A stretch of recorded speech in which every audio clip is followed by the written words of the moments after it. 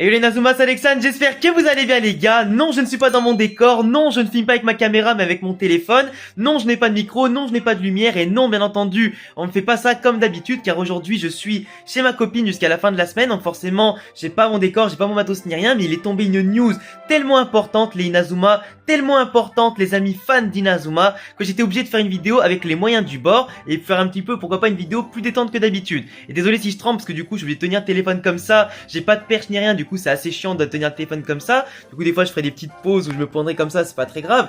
Là aujourd'hui la qualité de la vidéo visuellement c'est pas le plus important. Tant que le son passe un peu, c'est le plus important. Mais ce qui est important c'est la news du jour les amis. Un grand jour pour Inazuma Eleven, un grand jour pour tous les fans de la licence.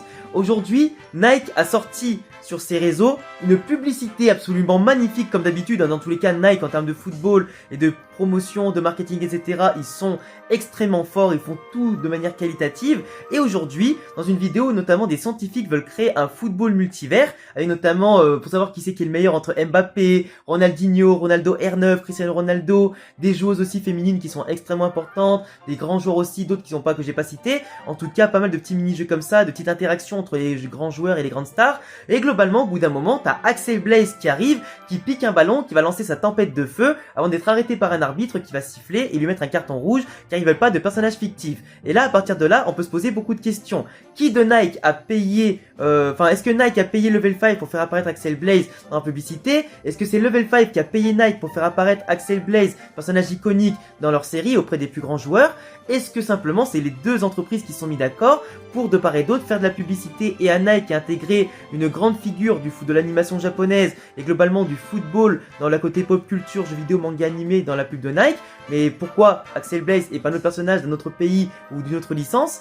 Et globalement aussi, est-ce que le prochain jeu d'Inazuma Eleven va forcément être révélé pour le monde entier et pas uniquement pour le Japon dans les prochains jours? Car vous savez que normalement en novembre 2022 ou décembre 2022 il est censé y avoir des news à propos du prochain jeu Inazuma. Sauf que pour l'instant on n'a pas encore de nouvelles, on arrive à mi-novembre et on attend toujours, mais ça devrait pas tarder à arriver. Surtout que normalement le jeu est bien confirmé pour 2023 au Japon, mais comme je le rappelle, si Nike, une entreprise mondialement connue par des milliards de personnes, met Axel Blaze et pas notre personnage, c'est que le jeu ne sortira pas qu'au Japon. Il devrait sortir dans le monde entier, sinon l'annonce n'a aucun sens. Dans le sens aussi Level 5, malgré le fait qu'ils aient pas d'animé, que le jeu vidéo tarde depuis des années à sortir, qu'il a été refait maintes et maintes fois par différentes équipes et tout ça, s'il venait à pas sortir, ça serait inutile, tu vois. Une licence qui n'a pas de jeu vidéo, pas de manga, pas d'anime à proposer, et ben franchement, tu fais pas d'opération marketing, parce que t'as plus rien à vendre, t'as plus rien à mettre en avant. T'as notamment les fans de la première heure qui te connaissent déjà, t'as déjà les fans à côté qui vont te connaître aussi, donc ça sert à rien de faire des actions.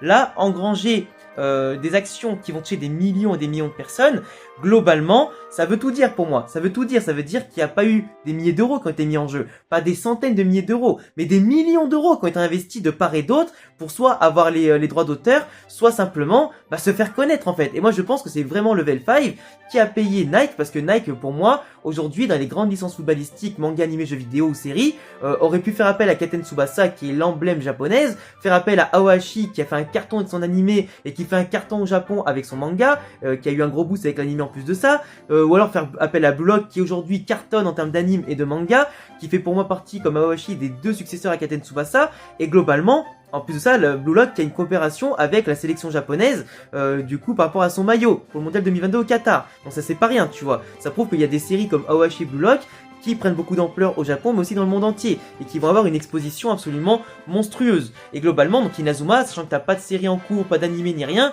pour moi, ils étaient vraiment dans les derniers dans la hiérarchie. Et je rappelle que Nike n'est pas une entreprise japonaise, donc ils auraient pu faire appel à n'importe quelle licence de football, en termes d'animé fictif, que ce soit en France, en Europe, ou simplement en Amérique, aux États-Unis, enfin, un peu partout, tu vois. Pas globalement qu'au Japon. Donc pour moi, tout ça, ça fait partie d'actions marketing et commerciales qui sont extrêmement intéressantes, qui prouvent que Inazuma peut être mis devant le devant de la scène, que Axel Blaze est une icône, notamment au Japon, mais aussi dans le monde entier. Et globalement, c'est extrêmement bon signe. Et pour moi, tout ça là, entre les millions en jeu, les millions de personnes qui vont être touchées, les centaines de millions de personnes qui vont être touchées, l'annonce globale qui doit arriver d'ici décembre, moi je vous le dis les gars, ça sent bon. Et moi, vous savez, j'ai perdu mon odorat quand j'étais petit, quand je suis tombé dans un escalier en pierre. Pour ceux qui savent pas, hein, du coup j'ai un sens en moins. Mais malgré le fait que j'ai pas d'odorat, je flaire bien la chose. Et je me suis jamais trompé, les amis, quasiment en 5-6 ans sur YouTube.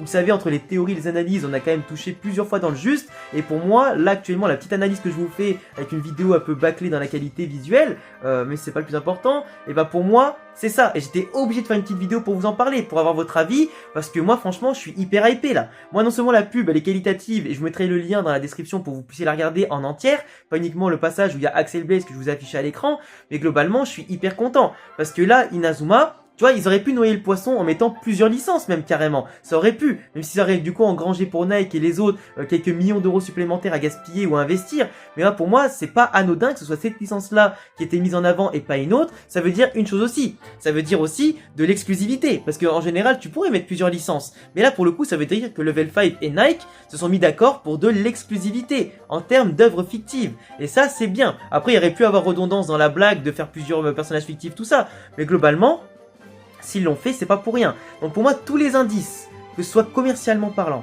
que ce soit les dates qui coïncident, que ce soit les événements récents, que ce soit l'engouement que met Akihiro Ino depuis quelques temps, que ce soit les dernières news, tout coïncide. Et pour moi, en tant que fan de la licence, qui va faire le jeu sur Twitch, qui va faire des vidéos dessus, etc., pour vous faire kiffer, pour qu'on puisse jouer tous ensemble, faire des gros concepts en tout cas originaux dessus, pourquoi pas reprendre les let's play narratifs avec une nouvelle saison, de nouveaux personnages, de nouvelles grosses blagues que vous avez kiffé dans les premiers let's play narratifs, en tout cas c'est quasiment prévu. J'ai d'ailleurs commencé potentiellement à en écrire quelques-uns, même si c'est que des ébauches, et bien sûr ce sera affiné avec les prochains jeux pour faire un vrai scénario, tout ça, qui pourrait faire pourquoi pas plusieurs saisons, je ne sais pas, ça dépendra que de vous et de votre soutien bien entendu, si vous êtes chaud aussi dans les commentaires et si vous lâchez un maximum de pouces bleus, mais globalement, là les gars c'est exceptionnel. Alors là je sais pas pourquoi, voilà, j'étais dans l'ombre depuis tout à l'heure, je comprenais pas, mais ça va être hyper cool, ça va être hyper cool les gars, et franchement je suis hyper content. Je suis hyper content de ce qui se passe parce que Inazuma Eleven ça mérite d'être de retour, et vraiment, s'il commence à y avoir du budget pour ça, ça veut dire que le V5 commence à être de plus en plus confiant en ses possibilités, et globalement la licence peut retrouver un engouement intéressant par Nike, comme ils avaient eu notamment aussi à l'époque avec le retour de la saison 1 sur Netflix et tout ça, où il y avait des gens qui avaient redécouvert Inazuma, qui avaient voulu revoir ça simplement, le faire découvrir à leur famille et tout ça, et ça avait fait un regain de popularité intéressant. Donc pourquoi pas le refaire avec simplement Nike et des opérations marketing comme ça. Et pour moi c'est tout banco, tout bingo. Et puis voilà. Après, le prochain jeu qui sort dans le monde entier, ce serait parfait. Et après, imaginons que les ventes soient satisfaisantes, que la popularité à tous les levels soit présente, et ben il se peut qu'on ait pourquoi pas un jour un nouvel animé qui corresponde à ce jeu-là avec les nouveaux personnages qui ont été dévoilés. Il pourrait faire un animé, bon purement fanservice, vu que globalement il y aura toutes les saisons qui seront prises en compte dans ce jeu-là. Donc à voir comment il pourrait faire un animé au pire qui se concentrerait que sur les nouveaux persos et pas sur les anciens. À voir après quelle timeline ils choisissent, si c'est celle d'Arion, de Mark Evans, d'Ares, d'Orion, on sait pas. Tu vois, à quelle époque aussi. Mais globalement, si le jeu est bon, et c'est-à-dire qu'il y aura peut-être potentiellement un manga, qu'il y aura du cross-média qui va être fait, et un animé qui prendrait beaucoup de temps à se mettre en place, c'est sûr. Mais on espère par contre s'il y a un nouvel animé qui soit meilleur que Ares, Orion et Galaxy, quand même. Et qu'on ait du budget, de l'animation, des bons persos, et surtout un bon scénario. Pas quelque chose fait à l'arrache, et etc. tu vois. Enfin bref, en tout cas les amis, je vous laisserai me donner en commentaire tout ce que vous pensez de ma vidéo, de cette news incroyable, de la pub Nike que je vous mettrai du coup en description. N'hésitez pas aussi à me dire en commentaire pourquoi pas quelle est l'équipe que vous voulez faire dans le prochain jeu. Moi je vous l'ai déjà partagé dans un TikTok et même dans une vidéo ou un YouTube Short. Du coup n'hésitez pas à me partager la vôtre dans les commentaires, me dire si vous êtes hypé pour de potentiels nouveaux let's play narratifs que je pourrais faire pourquoi pas avec des guests comme Nium, Maelo, Rems, etc. ou d'autres personnes intéressantes aussi. Dites-moi tout ça en commentaire, et puis bien sûr merci à ceux qui ont écouté la vidéo jusqu'au bout malgré la qualité de son, visuel, etc. J'ai fait au mieux, mais on reste professionnel quand même pour vous tenir au courant malgré mon absence temporaire. Et puis voilà, en tout cas prenez soin de vous, passez une excellente journée, abonnez-vous, cochez la cloche, le petit pouce bleu pour pas manquer aussi les prochaines vidéos et me soutenir. D'ailleurs je compte sur vous aussi les amis pour aller voir ma vidéo Katana que j'ai fait avec Rems qui était hyper incroyable, vraiment une de mes meilleures vidéos et surtout une de mes vidéos les plus drôles que j'ai eu à faire depuis pas mal de temps. Du coup n'hésitez pas à aller la regarder, je vous la mets aussi en description. Et puis voilà, venez me follow sur Insta, Twitch et TikTok et Twitter, tout s'affiche ici et en description. Et à bientôt les amis pour prochaine vidéo, ciao.